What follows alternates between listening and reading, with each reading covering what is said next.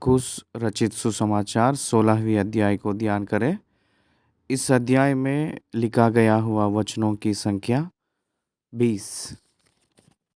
इस 20 वचनों में लिखा गया हुआ घटनाएं पहले वचन से लेकर 7वें वचन तक यीशु मसीह का पुनरुत्थान की पहली बातें और यीशु मसीह ने जी उठे हैं कहकर जो मिला हुआ समाचार 8वीं वचन से लेकर 11वीं वचन तक पुनरुत्थान हुआ है कहकर बताया गया स्त्री लोगों की गवाही, मरियम मगदलिनी को यीशु का दिखाई देना।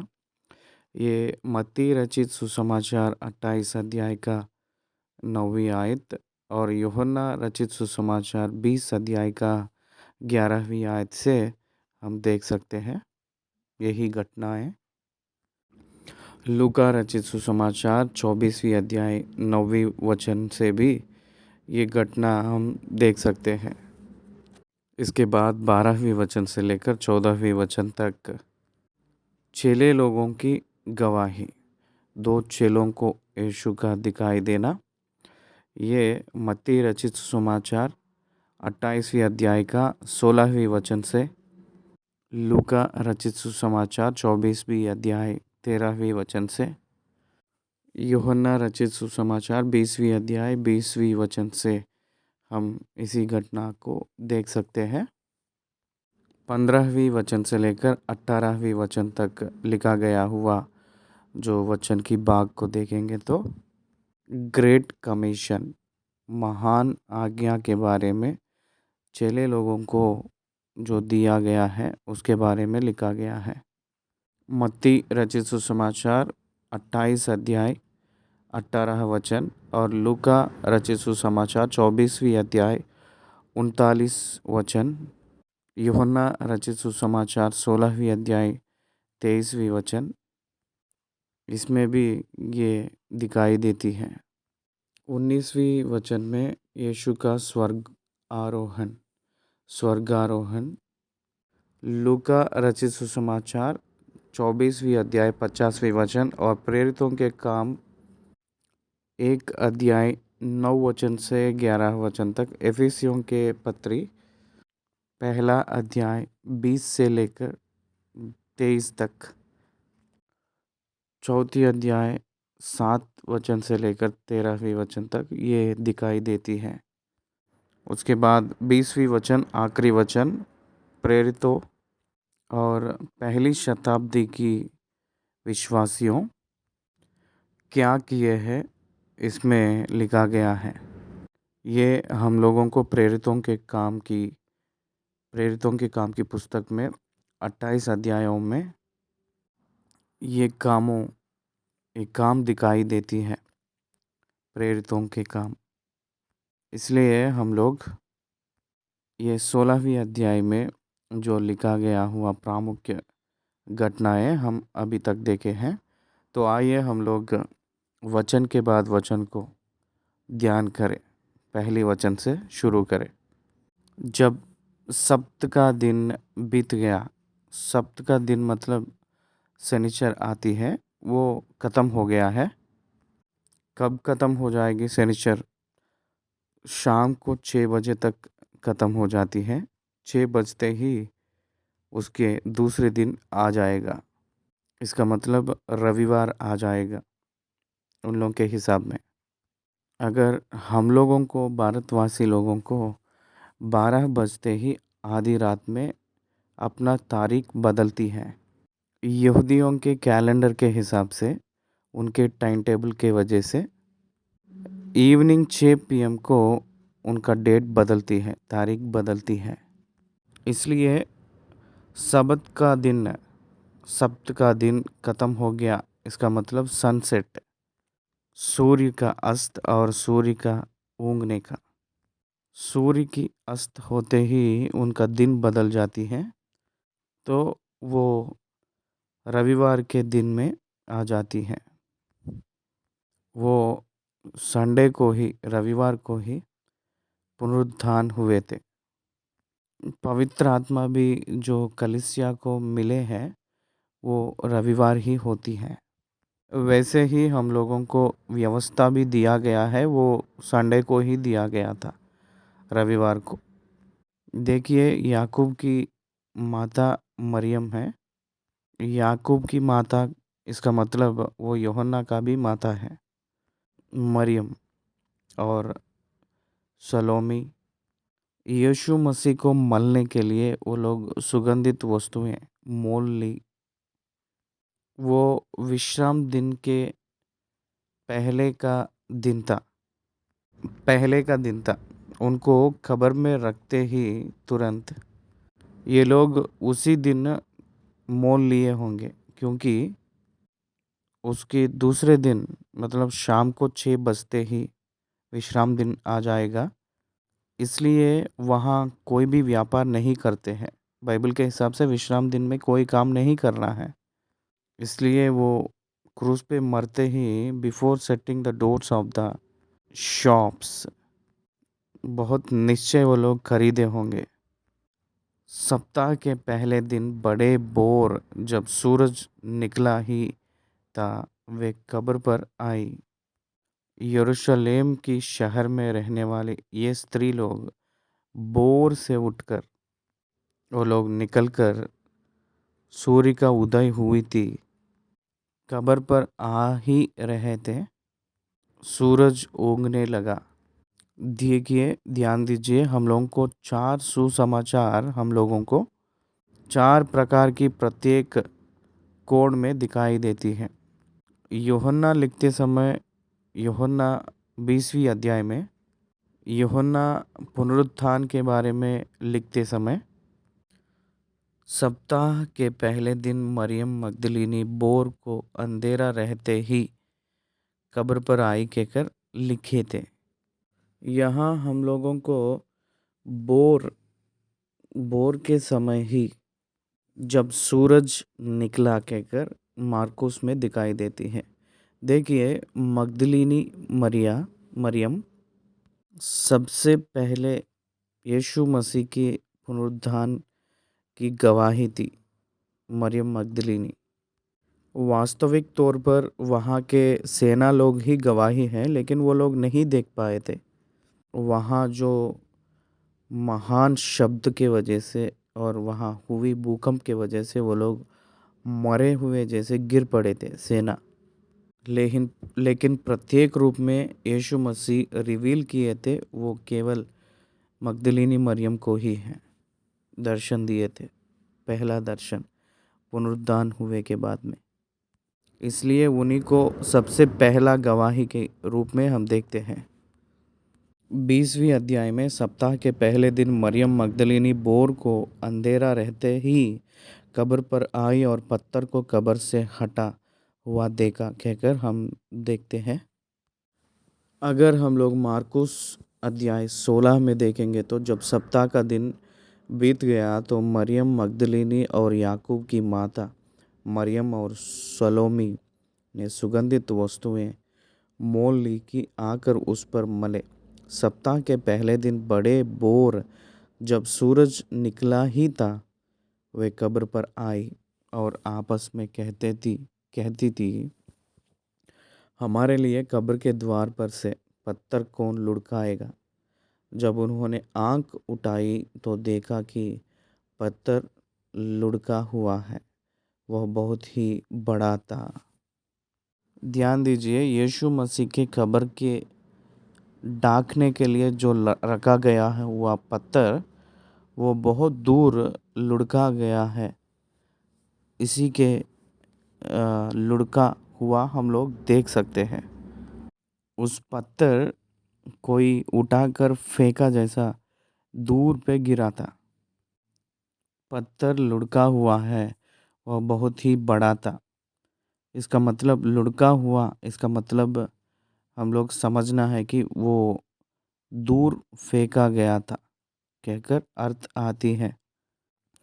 परंतु उस पत्थर को कौन उतना दूर हटाए होंगे, दूर फेंके होंगे, दूर लुढ़काए होंगे।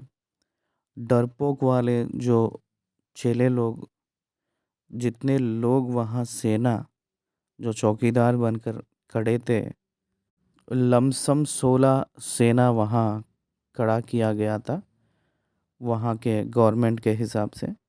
16 लोग वहाँ देखभाल कर रहे थे उस खबर को।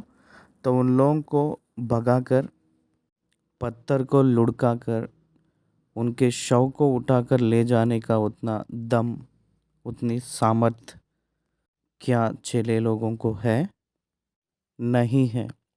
वो पुनरुत्थान की सामर्थ्य से हुई है कहकर उन लोग भी जानते हैं, लेकिन वो लोग स्प्रेड करने के लिए इच्छा नहीं रखे थे, नहीं पसंद किए थे, क्योंकि उनके हृदय कालापन से भरा हुआ है।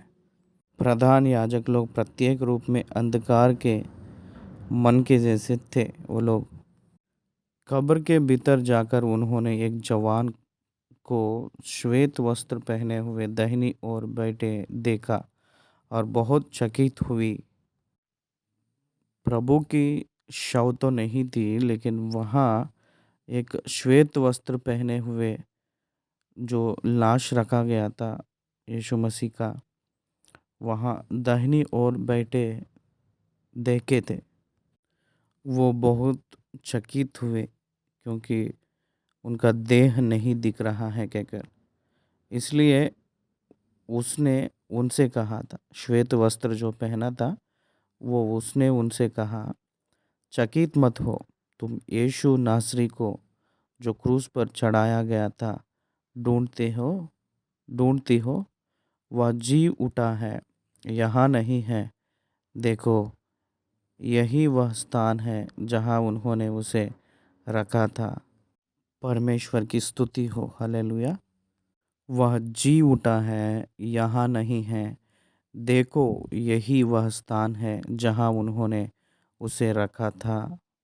Opened tomb. दुनिया में कई करोड़ों कब्र हैं, लेकिन ये एक ही कब्र जो है, ये खुला हुआ कब्र है। ये बंद किया गया हुआ कब्र नहीं है, ये खुला हुआ कब्र है। This is the only one tomb opened in the history of man.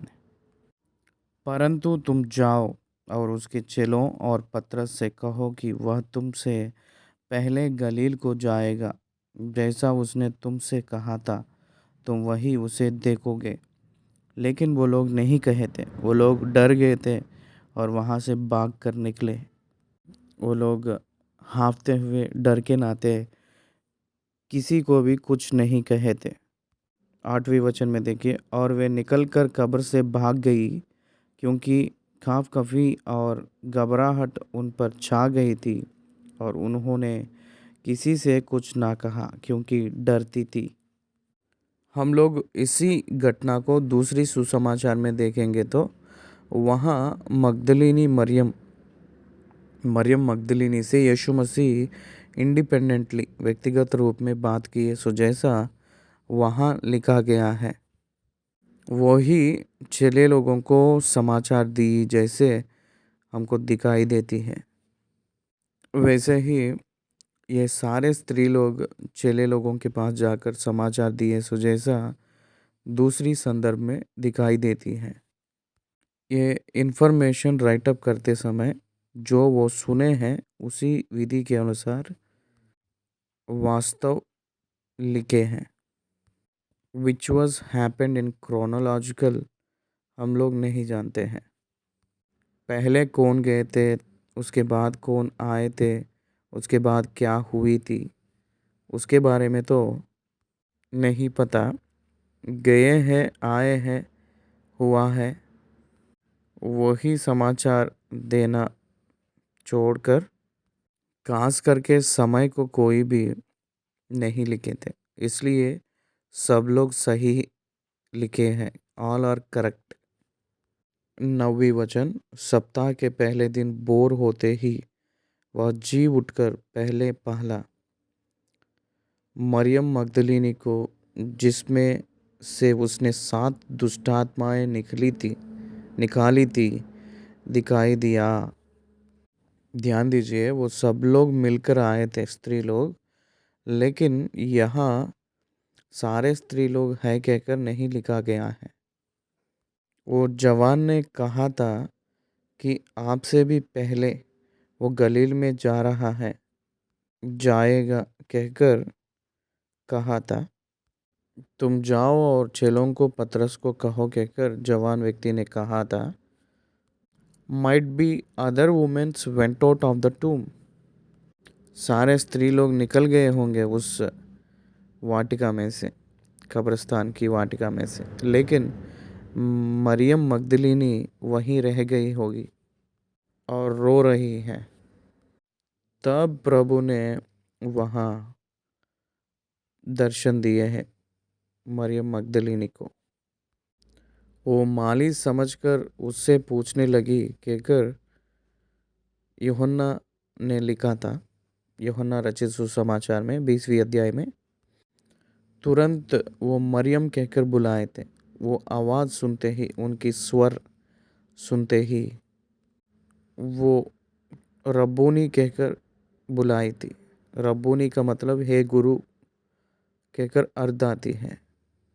हम लोगों को 20वीं अध्याय में ये जो विवरण बहुत स्पष्ट रूप में लिखा गया था, यूहन्ना रचित सुसमाचार 20वीं अध्याय।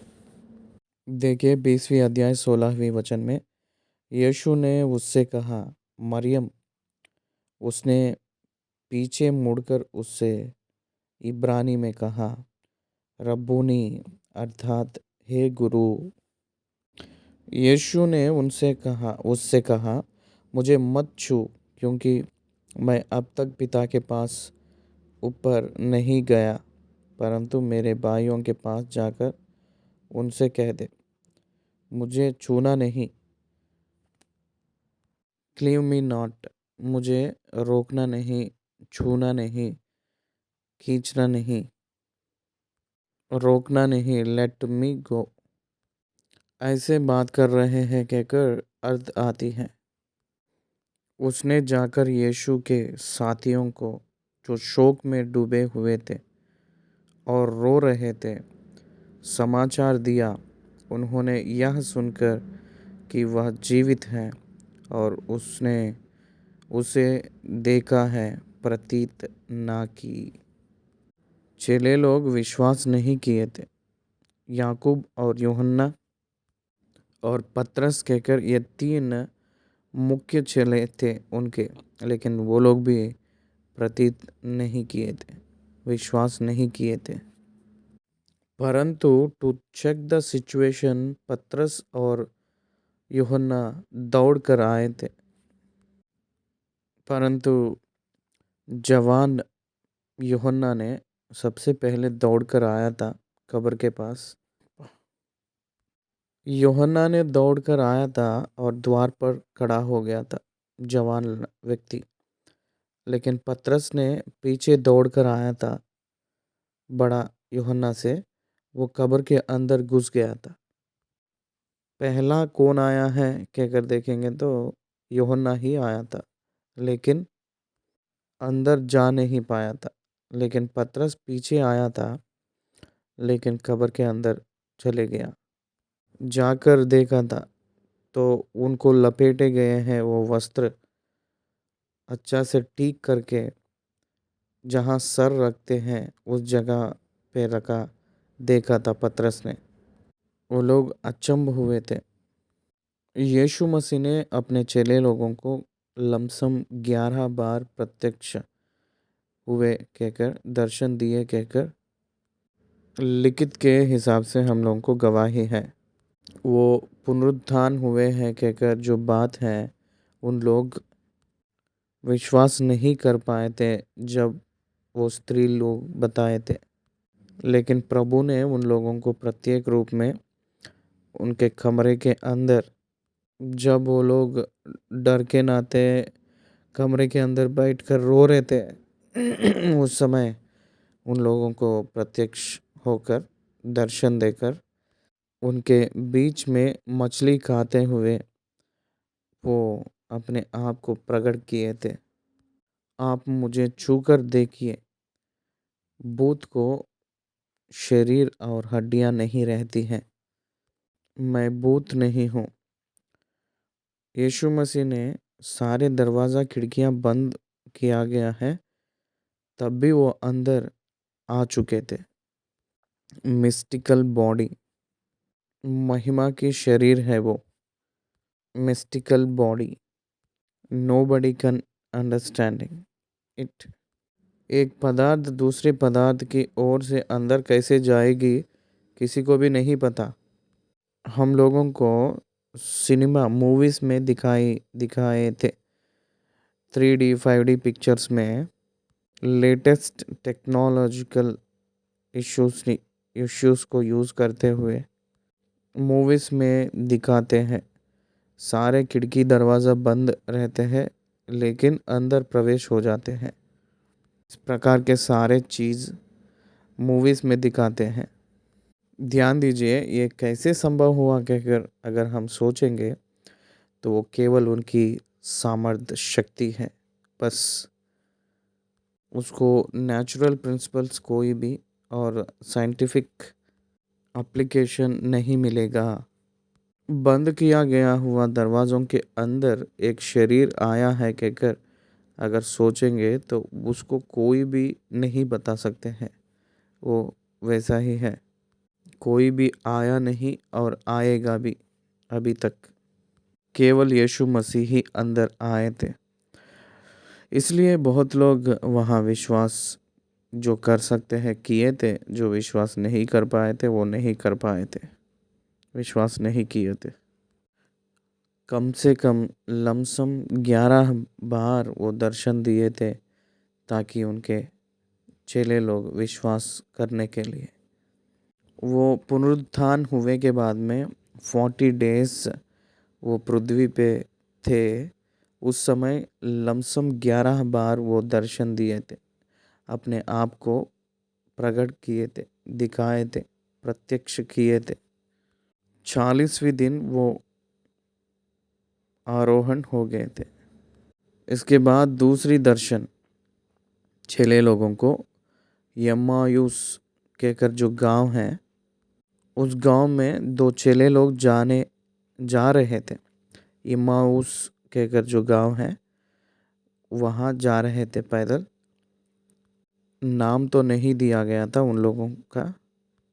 वो दूसरे रूप में मिस्टिकल बॉडी उन लोगों के साथ चले थे, परंतु वो लोग दूसरों को दूसरे चेले लोगों को समाचार दिए थे, परंतु उन्होंने उनकी भी प्रतीत ना की, विश्वास नहीं किए थे। ये घटना कैसे संभव हुआ है देखेंगे। इम्माऊस नाम के गांव में ये दो चेले लोग जा रहे थे। नाम तो नहीं दिया गया है। 12 चेलों में से 2 चेले लोग जा रहे थे। Very nearest village. यीशु मसीह उन लोगों के साथ चल रहे थे। बात करते हुए वो लोग आगे बढ़ रहे थे।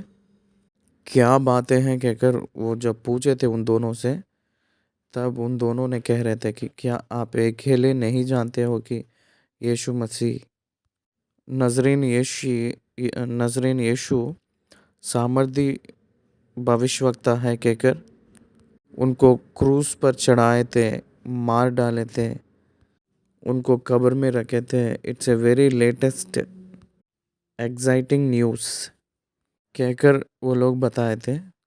इतने में उनका घर आ गया था। वो जब आगे बढ़ रहे थे उनको छोड़कर, उन लोग ने कहे थे कि हमारे साथ रहो कहकर कहे थे, तो प्रभु ने उन लोगों के साथ घर के अंदर गए थे।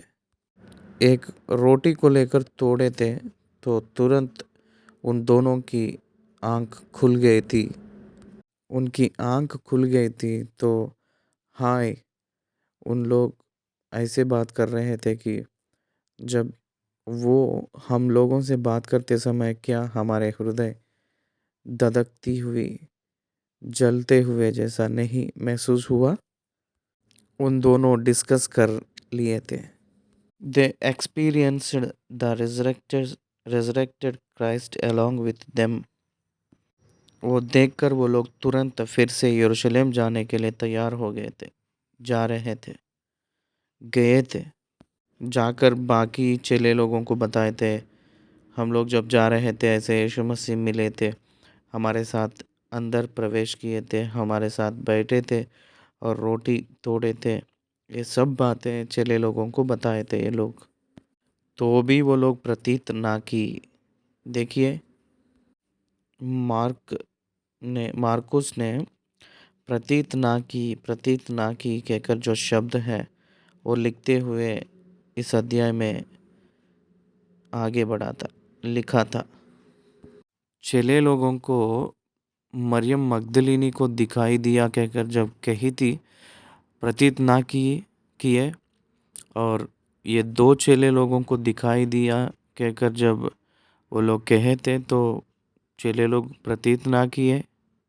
उनके कठिन हृदय को डांटने के लिए वो लोग जब 11 लोग एक ही जगह भोजन करने बैठे थे, उन लोगों को दिखाई देकर उनके अविश्वास और मन की कठोरता पर उलाहना दिया, क्योंकि जिन्होंने उसके जी उठने के बाद उसे देखा था, उन्होंने उनकी प्रतीत ना की थी। जब दरवाज़ा बंद ही था, उस समय बिना दरवाज़ा खोलकर अंदर प्रत्यक्ष हो गए थे यीशु मसीह। एक बार तोमा जब था उस समय भी वो प्रत्यक्ष हुए थे। जब तोमा नहीं था उस समय भी एक बार दर्शन उन लोगों को दिए थे।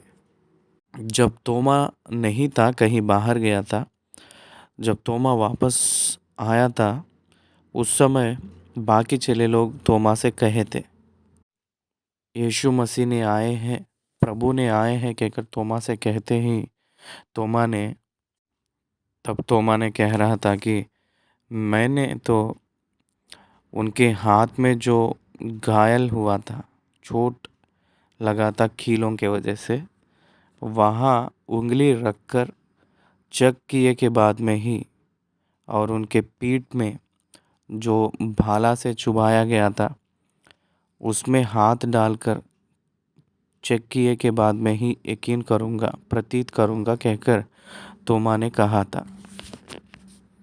वही सेम डायलॉग ने यीशु मसीह ने तोमा से बात कर रहे थे दर्शन देकर। तोमा आओ, मेरे हाथों में आपकी उंगली रखकर चेक करो और मेरे पीठ के हड्डियों के अंदर जो मुझे घायल हुआ है वहाँ हाथ रखकर चेक करो कहकर कह रहे थे।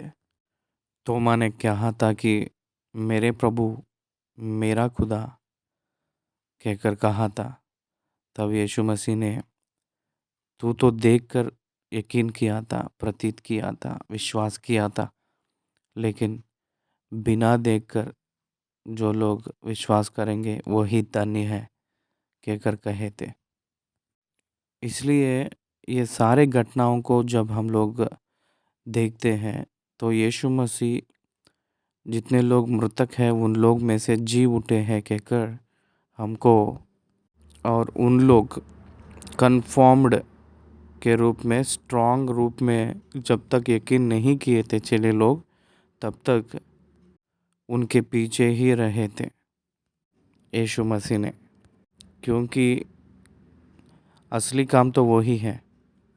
अगर अगर पुनरुत्थान नहीं है तो यीशु मसीह के मृत्यु के वजह से कोई प्रयोजन नहीं था। यीशु मसीह ना जी उठे तो, अगर यीशु मसीह जी ना उठते हैं तो अपना विश्वास भी व्यर्थ है कहकर पौलुस ने कहे थे। यीशु मसीह जी उठे हैं इसलिए हम लोग भी जी उठेंगे कहकर हम लोग विश्वास कर रहे हैं। नहीं तो पुनरुत्थान को आशा कहाँ है।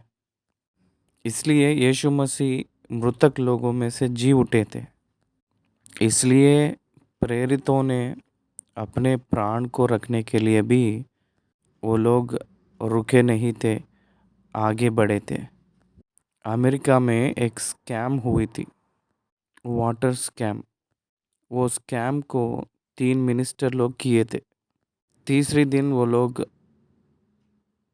मिल गए थे वो प्रेसिडेंट उस दिन जो बताए थे, 3 ही लोग योजना बनाए थे, वो 3 ही लोग तीसरे दिन जिंदा मिल गए थे, स्कैम में पकड़ा गए थे उन लोगों को। तब प्रेसिडेंट ने कहे थे कि यीशु मसीह का पुनरुत्थान है कहकर मैं विश्वास करता हूँ, क्योंकि 11 लोग स्कैम करेंगे तो 11 लोग भी पकड़ा जाते थे, क्योंकि वो चिपती नहीं है कहकर कहे थे। If it is the scam it must be came out, वो बाहर निकल कर आएगा। इसलिए मैं यीशु की पुनरुत्थान को विश्वास कर रहा हूँ, जो बाइबल में लिखा है कहकर प्रेसिडेंट ने कहे थे, गवाही दिए थे प्रेसिडेंट ने। 11 चेले लोग अपने प्राण को रख रहे थे, उनकी नाम जानने वाले प्राण दे रहे थे, आरी से कटवाने के लिए भी तैयार हो गए थे। अपने आप को शेर के मांद में डाल दिया जा रहा है तो वो लोग हाँ ठीक है डाल दो कहकर कह रहे थे। जला देंगे कहकर बोलते ही हाँ जला दो कहकर कह रहे थे चेले ने। बहुत धधकते हुए तेल में डाल देंगे, गरम गरम तेल में डाला जाएगा कहकर बोलते ही वो लोग ठीक है डाल दो कहकर बोल रहे थे चेले लोग। यीशु मसीह फिर से जी उठा है कहकर बोलते ही जा रहे हैं, लेकिन हम नहीं जानते हैं, हमको पता नहीं है कहकर कोई भी नहीं कह रहे थे चेले ने। महान विप्लव आ गया था उस दिनों में। यीशु मसीह के पुनरुत्थान कितना निश्चय है, पहला शताब्दी के फर्स्ट सेंचुरी क्रिश्चियंस ने तय किए थे। उनकी लहू के बीज ही आज महान फसल के रूप में दुनिया में आज दिखाई दे रही है। पहले विश्वास नहीं किए थे वो लोग, लेकिन प्रभु ने उनकी यकीन को, उनके विश्वास को स्थिर किए थे। 17वीं वचन, विश्वास करने वालों में ये चिन्ह होंगे कि वे मेरे नाम से दुष्टात्माओं को निकालेंगे, नई नई भाषा बोलेंगे, सांपों को उठा लेंगे, और यदि वे प्राणनाशक वस्तु भी पी जाए तो भी उसकी कुछ हानि ना होगी। वे बीमारों पर हाथ रखेंगे और वे चंगे हो जाएंगे। विश्वास करने वालों के अंदर ये कार्य दिखती है, इसलिए पहली सेंचुरी के क्रिश्चियंस में बहुत सामर्थ्य कार्य दिखाई दिया था। इसलिए पहले शताब्दी में विश्व व्याप्ति का बुनियाद गिरा था। पहले शताब्दी में वो लोग नया भाषाएं बात करेंगे, they will speak in new tongues, नया भाषाएं। इसलिए हम लोगों को प्रेरितों के काम 2 अध्याय में पतरस अपने भाषण को ख़त्म करते ही आकाश की ओर से आग उतरकर दिखाई देते हुए एक प्रचंड वायु के रूप में आवाज़ करते हुए उनके ऊपर उतर कर आया है कहकर हम देखते हैं। तब वो लोग अन्य भाषाओं में बात करने लगे, न्यू टंग्स। वहाँ लमसम 17 प्रकार के लोग, 17 प्रांतों के लोग वहाँ थे।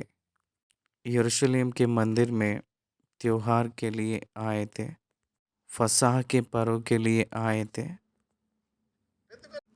पंतकोस्त के त्योहार तक वो लोग रहकर जाते हैं।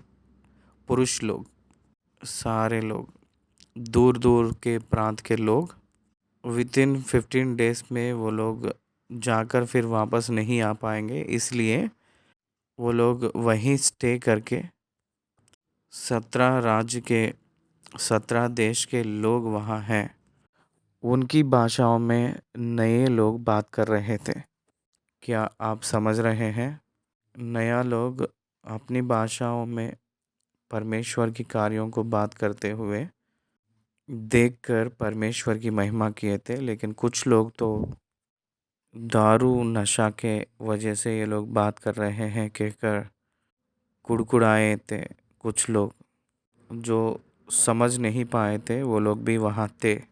वो भाषा को नए लोग जो सुन रहे थे वो लोग नशा के वजह से वो लोग बात कर रहे हैं कहकर कहे थे। वो भाषा जिन लोगों को समझ आई थी, तो वो लोग वो परमेश्वर की बातें हम लोगों को विवरण दे रहे हैं कहकर स्तुति कर रहे थे। बाइबल के ग्रंथ महोन्नत की ग्रंथ होती है, महान ग्रंथ कह सकते हैं। उसकी सत्य को हम लोग जानकर उसके पीछे हो लेना हम लोग करना चाहिए। इसलिए हम लोगों को प्रेरितों के काम दूसरी अध्याय में 9वें वचन से देखा जाएगा तो 17 प्रकार के देशवासी वहाँ हैं कहकर हम लोग को दिखाई देती हैं। तो फिर क्यों हम में से हर एक अपनी अपनी जन्मभूमि की भाषा सुनता है कहकर वो लोग चकित हुए थे। वो परमेश्वर के कार्यों को विवरण दे रहे हैं कहकर ये लोग और एक भाषा में 11वें वचन, प्रेरितों के काम दूसरी अध्याय 11वें वचन, अर्थात यहूदी और यहूदी मत धारण करने वाले क्रेती और अरबी भी हैं, परंतु अपनी अपनी भाषा में उनसे परमेश्वर के बड़े बड़े कामों की चर्चा सुनते हैं। क्या आप समझ रहे हैं? इसलिए नया भाषाएं बात करेंगे। प्रिय भाई और बहन, नया भाषाएं पवित्र आत्मा से भरे हुए व्यक्तियों को अनुग्रह की वरदानें मिलेंगे। वही यहाँ कहा गया है। आखिरी वचन में जाएंगे 19 और 20 वचन। प्रभु यीशु उनसे बातें करने के बाद स्वर्ग पर उठा लिया गया और परमेश्वर की दाहिनी ओर बैठ गया। हम लोगों को भजनकार ने कहा था, आप पिता की दाहिनी ओर विराजमान हो जब तक, कब तक? शत्रु की सर को कुचल कर जब तक तेरी राज तेरे हाथों में ना दिए तब तक विराजमान हो कहकर इब्रानियों के पत्री में पौलुस ने पॉइंट आउट करके बताए थे। और उन्होंने निकलकर हर जगह प्रचार किया और प्रभु उनके साथ काम करता रहा और उन चिन्हों के द्वारा जो साथ साथ होते थे वचन को दृढ़ करता रहा। आमीन। It is all the happenings through God. परमेश्वर की वजह से हुई थी कामें, पवित्र आत्मा की सामर्थ के वजह से हुई थी। वचन की प्रचार प्रारंभ हुई थी। परमेश्वर ने मददगार होकर साथ साथ रहकर कार्य को पूरा किया था, वचन को स्थिर किए हैं। Even today that is happening. आज भी वही संभव हो रहा है। मार्कुस ने बहुत सरल रूप में उनकी पुनरुत्थान को, उनकी आरोहण को, पवित्र परमेश्वर की बढ़ने के वजह से होने वाली प्रत्येक कार्य एक ही अध्याय में बहुत स्पष्ट रूप में विवरण दिए थे। इस अध्याय को यहाँ समाप्त करने से मार्कुस रचित सुसमाचार समाप्त हुई है। धन्यवाद।